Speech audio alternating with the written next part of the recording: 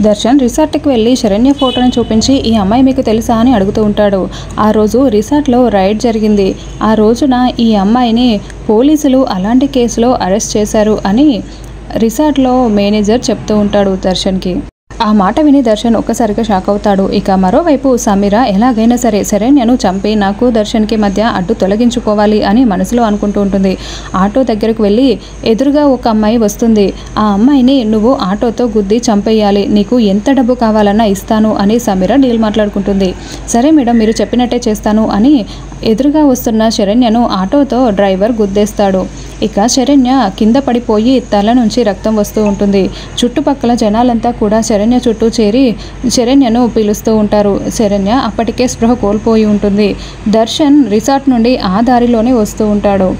ఇక జనాలు ఎక్కువగా కనిపించడంతో ఎందుకు జనాలు అక్కడ అంతమంది ఉన్నారు అని దర్శన్ కారు దిగి చూస్తూ ఉంటాడు. అప్పుడు శరణ్య రక్తపు మడుగులో దర్శన్కి కనిపిస్తుంది. శరణ్యని చూసి దర్శన్ షాక్లో ఉంటాడు.